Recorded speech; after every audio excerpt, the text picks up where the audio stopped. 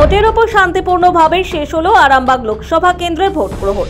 তবে এদিন চন্দ্রকোনা 2 নম্বর ব্লকের পিয়ারাডাঙ্গার 119 নম্বর বুথে বিক্ষিপ্ত অশান্তির খবর পাওয়া গেছে। এদিন ভোট গ্রহণ কেন্দ্রে জমায়েতকে কেন্দ্র করে অশান্তি হয়। কেন্দ্রীয় বাহিনীর জওয়ানরা লাঠিচার্জ করে সেই জমায়েত সরিয়ে দেয়। এদিন আরামবাগে ফুরফুরা শরীফ হাই মাদ্রাসায় ভোট দিলেন আইএসএফ বিধায়ক নওশাদ সিদ্দিকী। সারা রাজ্যে মানুষ বিকল্পের ভাবনাতে এগিয়ে আসছে, আইএসএফ এর পাশে ছুটে আসছে। যেখানেই যাচ্ছি আমরা সেখানকার মানুষ স্বতঃস্ফূর্তভাবে আইএসএফ এর ছায়াতলে আসছে। আইএসএফ তার লক্ষ্য উদ্দেশ্য নিয়ে সঠিকভাবে এগিয়ে যাচ্ছে। হ্যাঁ, যাওয়ার পথে যদি কেউ আইএসএফ এর সাথে হাত মিলাতে চায়, বিজেপি তৃণমূলকে পরাস্ত করার জন্য তাদের সাথে হাত মিলাতে প্রস্তুত আছি, কিন্তু আত্মসম্মান বিকিয়ে দিয়ে নয়। ভোট দেন তৃণমূল প্রার্থী মিতালি বাগ।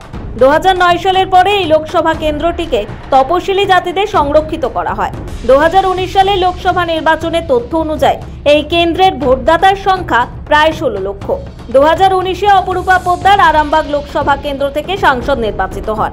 সেই সময় বিজেপি প্রার্থী 44.8% ভোট পায়, যেখানে তৃণমূলের ভোটের শেয়ার ছিল 44.15%।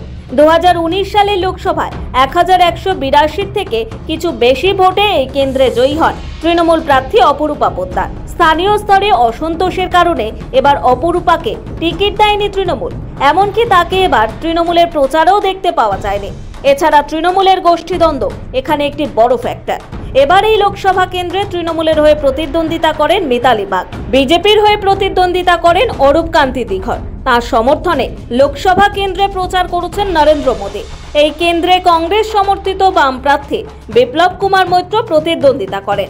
এই আসনটিতে জেতার বিষয়ে আশাবাদী তৃণমূল প্রার্থী মিতালি বাগ। সৌভিক সান্যালের রিপোর্ট, সময়, কলকাতা।